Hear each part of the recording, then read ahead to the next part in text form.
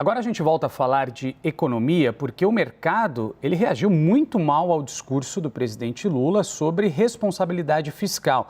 Na quinta-feira, as falas do presidente eleito, fizeram com que o Ibovespa despencasse e o dólar disparasse.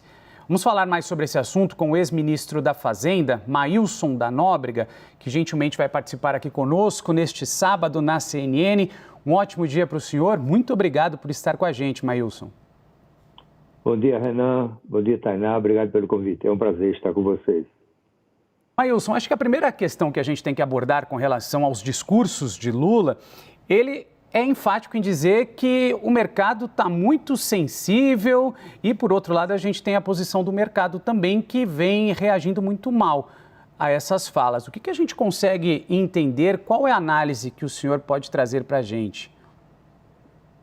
Olha, Renan, o mercado reagiu ao discurso irresponsável, populista do presidente Lula, né? As declarações dele de que não vai ter teto de gasto, ironizando essa história de estabilidade fiscal. No dia anterior, ele usou um velho aforisma do PT, também equivocado, de que educação não é gasto, educação é investimento, né? Isso aí, desculpe com todo respeito, é uma estupidez, não é? Porque gasto é gasto.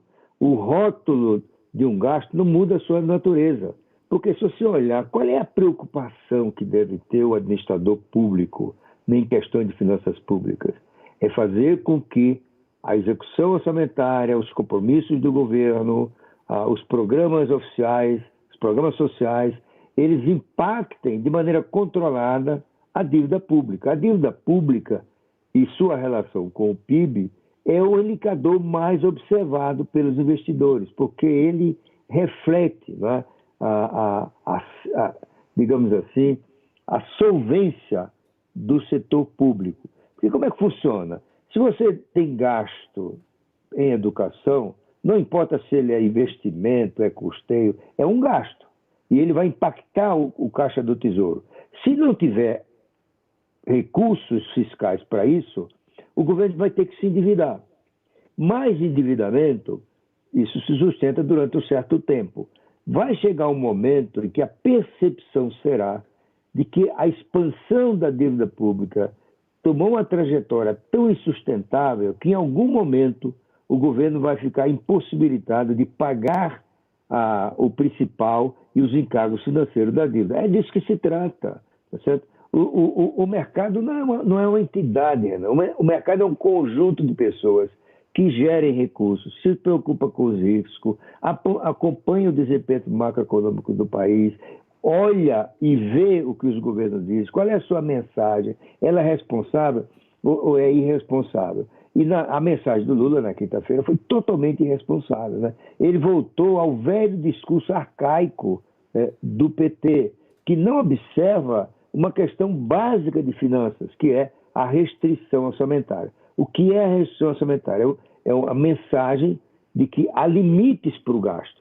O governo, o fato de chamar a educação de investimento, não elimina essa característica. O gasto impacta o endividamento público se não for financiado com receitas permanentes do Tesouro Nacional. Portanto, Lula ele achou estranho que o mercado reagisse, que estava nervoso, mas estava mesmo. E o mercado tinha razão para estar nervoso, porque um político que acaba de se eleger presidente, que paradoxalmente fala em responsabilidade fiscal, emite uma série de opiniões desastrosas. E a reação do PT foi pior ainda. A reação do PT é de que, da presidente Gleisi Hoffmann, não, isso foi um movimento especulativo ruim para o país. Não foi movimento especulativo, não. Foi o mercado reagindo ao risco de perda de dinheiro pelos que compram papéis do Tesouro. Ministro, Tainá Farfan falando agora com o senhor direto de Brasília.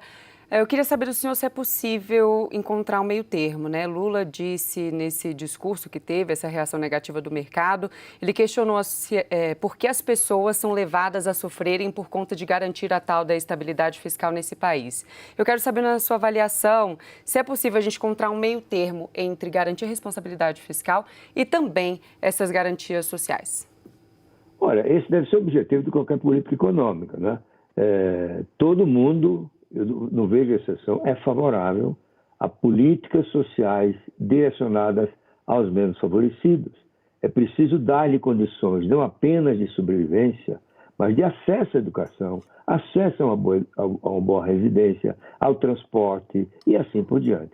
Agora, se você faz isso sem teto de gasto, reclassificando as despesas porque elas são para a educação e descuidando do seu impacto na dívida, isso vai contra os pobres, porque o descontrole fiscal gera uma queda de confiança. A queda de confiança implica, normalmente, fuga de capitais no Brasil para imóveis e outros ativos reais, e com o investidor estrangeiro vai lá para fora. Isso tudo impacta não só os preços, mas a taxa de câmbio. E a taxa de câmbio tem influência nos preços que são comercializados no exterior, particularmente as commodities. Então, em última instância, se o discurso for no sentido de que nós não vamos nos preocupar com a responsabilidade fiscal, mas vamos gastar fora dos controles, aí isso gera inflação. E a inflação prejudica o crescimento e afeta o emprego. E o pobre sofre duramente. Primeiro, porque a renda dele é corroída pela inflação. Segundo, porque ele pode perder o emprego. Então, não há contradição entre política social e responsabilidade fiscal. Ambas têm que ser feitas com responsabilidade, bem desenhadas, bem executadas e sempre a preocupação de emitir o sinal de que a política fiscal é responsável, não haverá perda de controle do endividamento público. É bom lembrar que o Brasil já está numa situação de endividamento público que é a mais alta dos países emergentes. O Brasil deve ir este ano, de 2003, para uma relação entre a dívida e o PIB da ordem de 80% a 82%. O padrão mundial é 67% entre os países emergentes, né? Só tem 2 países que têm dívida parecida com o Brasil, Líbia e Egito, né?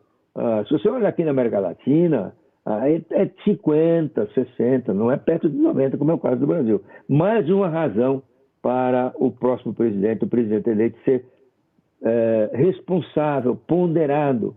Aliás, eu acho que ele deveria parar de falar sobre isso, porque a interpretação de muitos é que esse discurso do PT arcaico que o Lula está fazendo, ele se destina a contentar as alas do PT que acreditam nisso e que estão incomodadas com o protagonismo do Alckmin e a presença dos pais do Real no grupo de transição, estão preocupados, reclamando que não tem acesso à informação. Então o Lula está dando um recado para ele: fica quieto que nós vamos fazer o que vocês pensam. É isso.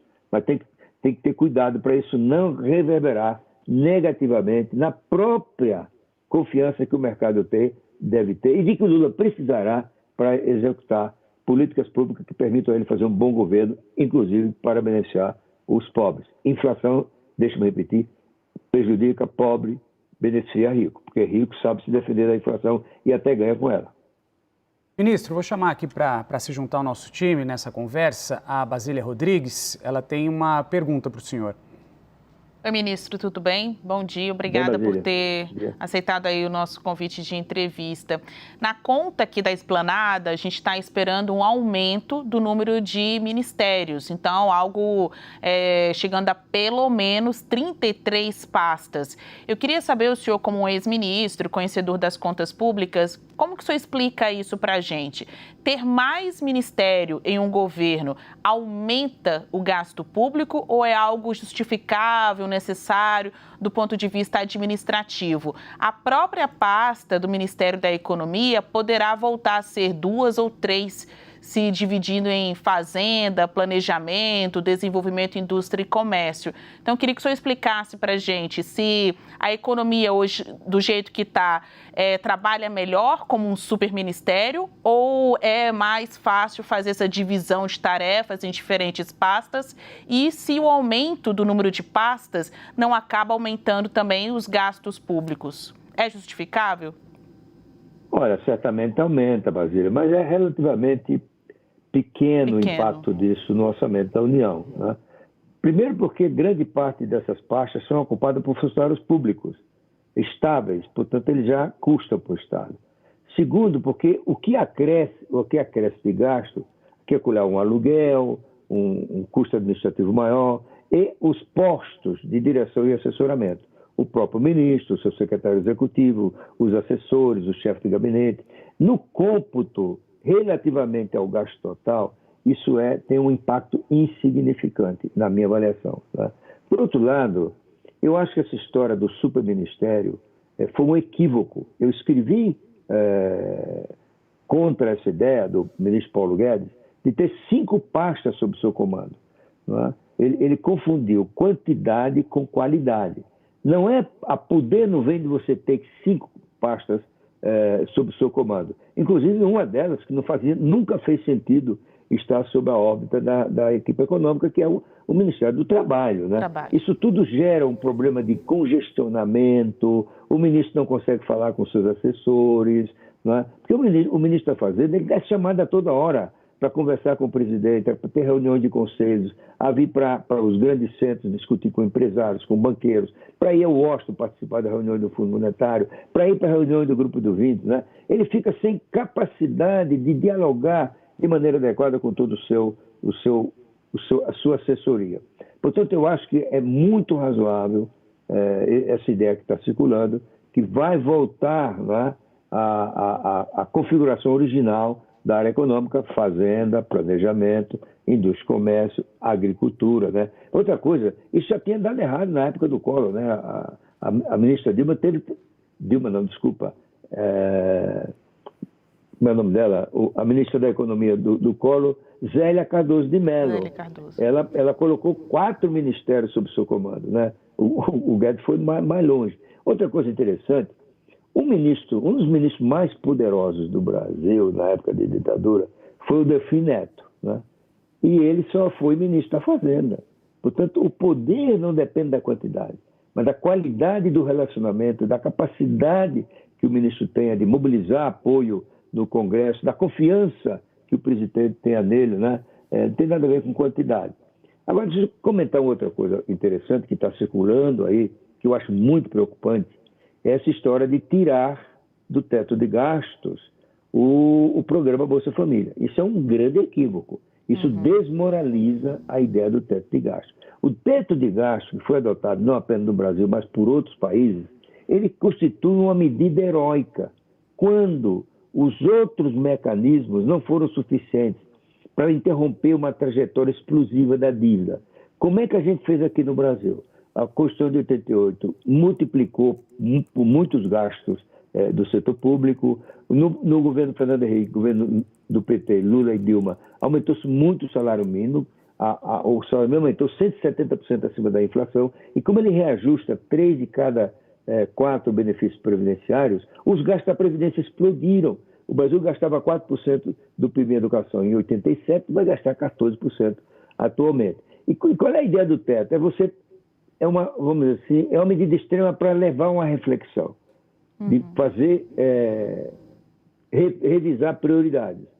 E a literatura internacional diz que pode haver exceções. As exceções, também chamada cláusula de escape, é para gastos emergenciais, imprevisíveis e cuja realização ele pode impactar negativamente a execução orçamentária. E essa característica está no teto de gastos. Por exemplo, não se computam para efeito do teto os gastos da Justiça Eleitoral, os gastos com capitalização de empresas estatais, poderiam contar os precatórios, que é outra despesa imprevisível, mas o gasto do Bolsa Família trata-se de um programa que já funciona há mais de 20 anos, todo mundo sabe o que é, todo mundo sabe que tem o gasto, esse gasto é previsível e, portanto, excluí-lo do teto é desmoralizar a ideia. Isso vai pegar muito mal nas avaliações do mercado. E pior, eles querem que fique fora do teto 4 anos, durante todo o período do Lula. Eu diria que os assessores econômicos do presidente deveriam pensar melhor nessa ideia que vai ter repercussão muito negativa, porque ela é equivocada e ela não é necessária. Ministro, o Banco Interamericano de Desenvolvimento soltou um comunicado informando que as eleições para a presidência do órgão elas estão marcadas para o próximo dia 20 e o candidato do Brasil vai ser o ex-presidente do Banco Central, o Ilan Goldfein. O senhor acredita que o nome de Ilan seja um bom nome e a gente pode entender como uma interferência de Manteiga? Pode passar alguma mensagem de desentendimento interno para os membros do banco ou não? Olha, em primeiro lugar, é péssima essa atitude que foi adotada por líderes do PT, particularmente a presidente do partido, pedindo que o BID adie uma decisão sobre a escolha do Ilan, né? Isso é, na verdade, uma interferência indevida, né? O Brasil tem o direito de indicar uma pessoa para esse cargo. Não, havia um acordo no passado que nem o Brasil nem os Estados Unidos indicavam pessoas para esse cargo, né? Esse acordo foi violado pelo próprio Estados Unidos, pelo Trump, quando indicou um americano cubano para ser o presidente do BID. Então, acabou esse acordo e, portanto, o Brasil tem todo o direito de ter o seu primeiro brasileiro dirigindo o BID. Em segundo lugar, o Ilan é uma figura conhecida no Brasil. Ele foi diretor do Banco Central no governo Lula. Ele começou no governo Fernando Henrique e continuou depois da transição, né? É um economista respeitadíssimo no Brasil, respeitadíssimo nas instituições multilaterais. De modo que eu acho que é uma honra para o Brasil e é uma vantagem para o BID ter na sua presidência um economista com as qualificações de experiência, de conhecimento teórico, acadêmico, né, de trânsito nas instituições multinacionais. Ele atualmente é diretor do FMI. Portanto, eu acho que o BID não vai ligar para esse apelo da Gleisi Hoffmann. E espero que o PT não faça, né, a bobagem, né, de tentar interferir para... O que ele está dizendo? Eu vou querer o meu candidato do PT. Não é? Isso é muito ruim, é um sinal ruim. Portanto, eu estou informado que alguns emissários estão tão preocupados com esse gesto mal pensado, né, de tentativa de interferir na decisão do BID, pessoas estão chegando a Lula para dizer, olha, presidente, manda esse pessoal calar, né? Vamos eleger o Ilan, porque o Ilan ele não pertence a partido, ele está qualificado pela sua experiência, tanto no setor público como no setor privado. Deixa-me repetir, é um nome respeitado internacionalmente e, portanto, o certo é elegê-lo como é a regra do jogo. Ministro, eu tenho só mais um ponto que eu queria questionar para o senhor, voltando na resposta anterior do senhor, que é em relação a excepcionalizar do teto de gastos todo o valor do Auxílio Brasil, que vai voltar a ser chamado de Bolsa Família. O senhor falou que é contrário a essa solução, mas como garantir todas essas promessas do novo governo, digamos assim, dentro do orçamento de 2023? Qual seria a solução que o senhor consegue enxergar diante do cenário atual? Olha, em primeiro lugar, só se deve garantir promessa se ela for compatível com as possibilidades do país, né? O Lula fez inúmeras promessas durante a campanha que são incompatíveis com a crise fiscal que o Brasil sofre hoje. Algumas de interferência no comércio exterior absolutamente malucas, né? Desculpa a palavra. Ele disse que vai interferir no comércio exterior de carne para sobrar mais carne para o mercado interno. Isso é uma loucura, não é? O Brasil é um grande ator no mundo, é o primeiro exportador de carne do mundo.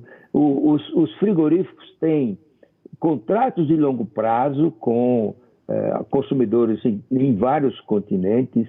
Na hora que fizer uma interferência dessa, começar a proibir a exportação, isso é uma catástrofe. A imagem do país desmorona, os contratos estarão sendo violados, difícil o Brasil recuperar a sua fatia no mercado internacional de carne, e como uma parte vai ser desviada para o mercado interno, o preço do boi vai cair, e, portanto, o Lula prejudicaria os agricultores, a turma do agronegócio, né? Então, só para te dar uma ideia, ele está prometendo que vai ter dinheiro para a educação, para a saúde, para tudo. Não, eu acho que esse troço de promessa ele tem que repensar, né? Ele falou que vai dar isenção de imposto de renda para quem ganha até R$5 mil. Isso é um impacto, uma perda de receita de 110 bilhões de reais. É uma irresponsabilidade enorme, se bem que o Bolsonaro também prometeu isso. Claro que tem que atualizar a tabela, é ruim ficar muito tempo com a tabela congelada, como aconteceu agora, mas isso não pode ser feito de uma só vez. O ideal é corrigir a tabela no contexto de uma reforma para reduzir privilégios na área do imposto de renda, talvez tributar os dividendos e, com o aumento da arrecadação, neutralizar um aumento, uma elevação do limite de isenção. Portanto, eu acho que cumprir promessa, porque ela é promessa, e arrebentar o lado fiscal, eu acho que seria uma irresponsabilidade. Na minha avaliação, talvez eu esteja torcendo para isso, né? Eu acho que o Lula vai caminhar para o centro, ele vai abandonar parte dessas ideias, ele vai perceber que a irresponsabilidade fiscal e seu impacto na avaliação do Brasil e na confiança vai interferir negativamente na sua capacidade de cumprir as promessas, vamos dizer, futuras, fazer o Brasil crescer, de pôr o pobre no orçamento. Isso é possível se o Brasil crescer, né? E o Brasil não cresce se houver perda de confiança no seu futuro, por erros de gestão macroeconômica. Eu acho que o Lula de agora vai ser o Lula lá de 2003, quando ele desprezou o programa do PT, era um programa cheio de equívocos, com intervenções na economia absolutamente injustificáveis, que tinha, até o título do programa assustava, era uma ruptura necessária. O que é que o Lula fez? Na prática, jogou esse programa no lixo e adotou o programa do Fernando Henrique. Ele deu continuidade à política econômica do Fernando Henrique, que era baseada no chamado tripé macroeconômico, constituído de responsabilidade fiscal, metas para a inflação e câmbio flutuante. Eu acho a expectativa que isso vai repetir mais uma vez agora em 2023. Tá certo. Tá certo. Conversamos com o ex-ministro da Fazenda, Maílson da Nóbrega. Muito obrigado, ministro. Obrigado por estar conosco aqui na CNN Brasil. Um ótimo sábado para você. Obrigado, Renan. Obrigado, Basília. Obrigado, Tainá. Até mais. Foi uma Obrigada, honra. ministro. Obrigado pelo convite. Obrigada ao senhor.